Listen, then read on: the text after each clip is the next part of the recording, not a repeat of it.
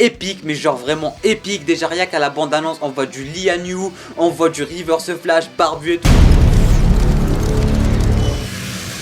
Bonjour à tous, j'espère que vous allez tous extrêmement bien mesdames et messieurs et bienvenue sur cette toute nouvelle vidéo. Bienvenue sur notre petite review hebdomadaire ou presque des épisodes de The Flash. Et si j'ai une seule chose à dire avant que cette vidéo ne commence, c'est que l'épisode de cette semaine et l'épisode de la semaine passée dont j'ai pas vraiment eu l'occasion d'en faire une vidéo, ils ne font pas vraiment exception à la règle des épisodes masterclass, une saison masterclass, des énigmes masterclass. Franchement il y a vraiment rien à dire, c'était épique, les deux derniers épisodes étaient épiques, des épisodes super simples mine de rien, des fillers super simples mais vraiment super, j'ai vraiment adoré que ça soit le dernier épisode ou que ça soit l'épisode de cette semaine. Et du coup globalement aujourd'hui on se retrouve un peu pour faire le point sur les deux derniers épisodes dont j'ai pas eu l'occasion de faire des vidéos. Et après ça on va commencer à théoriser un peu en ce qui concerne le prochain épisode, parce que oui on va enfin entrer dans le dernier graphic novel de cette saison aka Reverse Flash, les speedsters et compagnie. Et là ça s'annonce vraiment épique, mais genre vraiment épique. Déjà rien qu'à la bande annonce on voit du Lian Yu, on voit du Reverse Flash barbu et tout. Franchement ça s'annonce vraiment super génial. Mais voilà, vous êtes prévenus, cette vidéo elle est vraiment très rapide. Je voulais faire une vidéo sur Flash mais il n'y a pas vraiment grand chose à dire, parce que ces derniers temps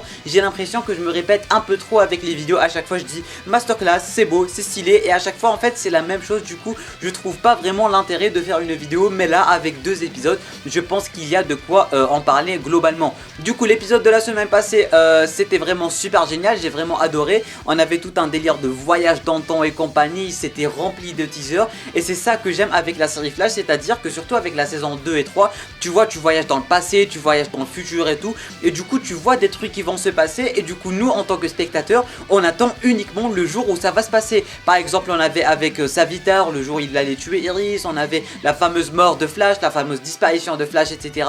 Et du coup là on a à peu près la même chose, et du coup ils nous ont teasé dans le précédent épisode que Godspeed ainsi que Zoo allaient revenir et allaient terroriser la ville tous ensemble. Et je trouve vraiment ça super stylé de nous montrer un peu le passé, le présent, le futur, comment ça va se passer. Quand Barry était en train de chercher Iris, puis quand il a rencontré Nora, et quand il a commencé à essayer de trouver une solution de quoi se casser de la Steel Force, il a vu le passé, le présent, le futur. Il a parlé de Jesse, il a parlé de Harry, il a parlé de Nora qui va avoir une femme, et du coup ils ont confirmé que Nora était lesbienne. Ça fait quoi, 3 ans que les gens râlaient à propos de tout ça, râlaient à propos du fait qu'elle arrêtait pas de draguer, et vu que c'est la CW, et bah ils donnent aux gens ce qu'ils veulent. Et surtout quand ça concerne tout ce côté LGBT et compagnie, on connaît la CW avec tout ça. Mais bon, ça ne gêne pas tant que ça. Ils ont parlé aussi de la femme de Bart, ils ont parlé de Joe, et d'un côté quand il a parlé de Jesse ainsi que de Harry, on sait pas vraiment s'il parlait du passé ou du futur, parce qu'il a même parlé de Cisco et tout. Alors d'un côté peut-être qu'on peut se hyper, et d'un autre pas du tout. Mais globalement voilà un épisode ma foi plutôt sympathique, où on nous montre encore une fois que Barry était de plus en plus cheaté.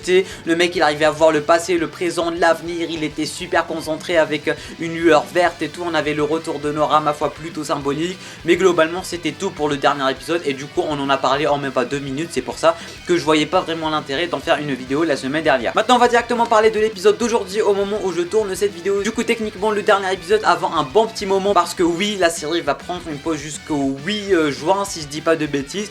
Et du coup on va attendre, parce que après cette petite attente on aura une des plus grandes, voire la plus grande saga de la série Flash, avec les speedsters, avec le retour de Reverse Flash, avec des trucs de malade mental. Les acteurs, la réalisation, le showrunner n'arrêtent pas de nous teaser ces derniers épisodes, et franchement je suis archi confiant parce que ça s'annonce vraiment épique.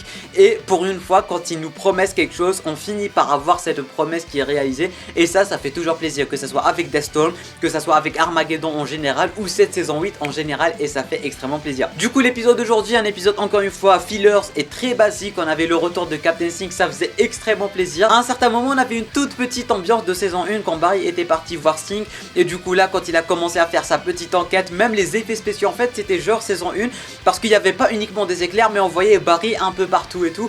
Et j'ai adoré déjà de 1 de voir Sync, de 2 d'être dans le bureau de Barry, et de 3 voir Barry faire des trucs de saison 1 et tout. Et j'ai vraiment trouvé ça super génial, un tout petit clin d'œil mais qui fait toujours plaisir.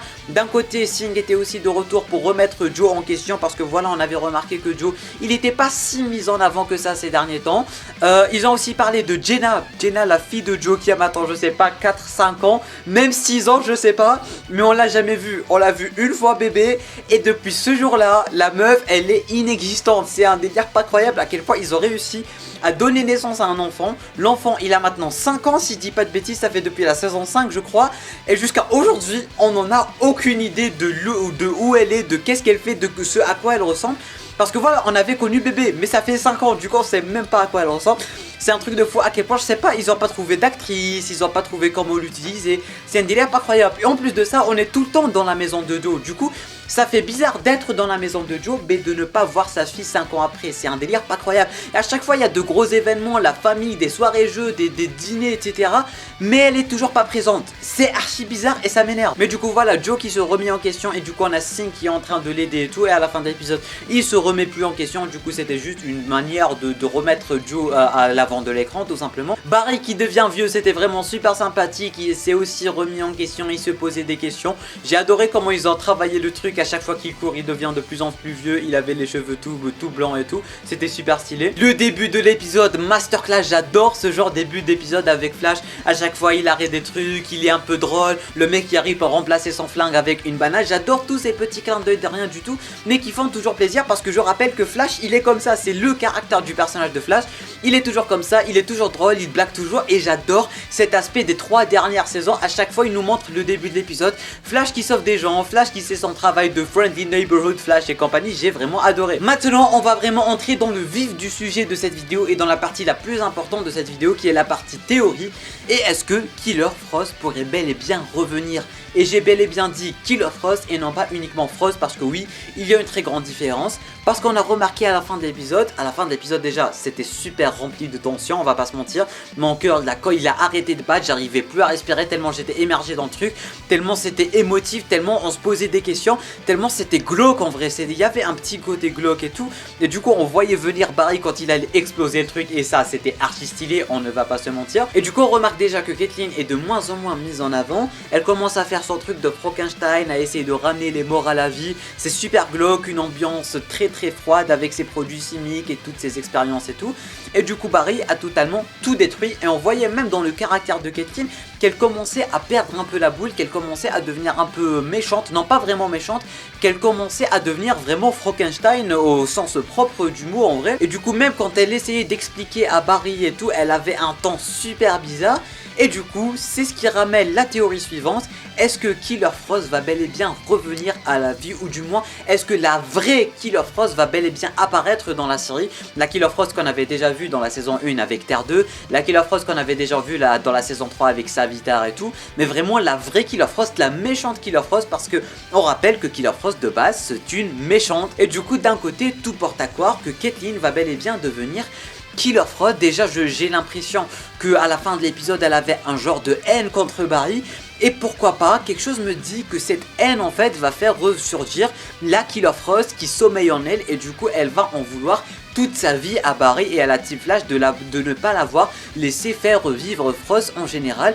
Et tout peut s'y prêter en vrai. Peut-être qu'elle va tout simplement continuer ses expériences, mais avec une certaine rancœur envers Barry et la Team Flash en général. Et du coup, en essayant de reproduire l'expérience qui a fait que Frost vienne à la vie, mais avec ce surplus de colère et tout, ça va potentiellement faire jaillir Killer Frost, ou ça va tout simplement créer Killer Frost, et ça peut tout simplement s'y prêter. Et ça pourrait tout simplement rajouter beaucoup de background au personnage et beaucoup de background à la série en général. Genre là, on a tout simplement un membre de la famille qu'on connaît depuis Day One dans la saison 1 qui va tout simplement se retourner contre eux, qui va tout simplement devenir méchant. Ça va rajouter beaucoup de noirceur à la série, beaucoup d'énigmes, beaucoup de suspense à la série, et je pense que la série en a bien besoin. Bon, ces derniers temps on a que ça dans la série, mais quelque chose me dit que s'ils vont ramener Killer Frost, ou si Caitlyn va tourner du côté obscur et va vraiment devenir la vraie Killer Frost et sera irrécupérable, là ça serait vraiment épique. D'un côté je vais leur en vouloir toute ma vie parce que j'adore le personnage de Caitlyn, mais d'un autre côté ça serait vraiment une intrigue pas croyable à nous proposer. Bref, n'hésitez pas à me dire tous vos avis en bas dans les commentaires. Est-ce que vous êtes aussi chaud que moi, ou est-ce que vous pensez que Caitlyn va tout simplement se calmer après que Barry ait détruit son laboratoire et que du jour au lendemain elle va aller à Star Labs? Désolé les gars, désolé bye et ça s'arrête là. Mais personnellement d'un côté je suis chaud pour revoir Killer Frost et d'un autre pas du tout parce que d'un côté c'est flippant et je ne veux pas perdre ma Caitlyn. Bref, tous vos avis en bas dans les commentaires si vous avez des théories, si vous avez des choses à dire, si vous avez de quoi me contredire ou si vous avez de quoi appuyer mes arguments, n'hésitez pas en bas dans les commentaires. Tu peux t'abonner à la chaîne YouTube ainsi qu'activer les notifications en cliquant juste ici. Tu peux regarder une autre vidéo en cliquant juste là. Et moi je te dis à très bientôt pour une toute nouvelle vidéo. C'était Lamiad, portez-vous bien.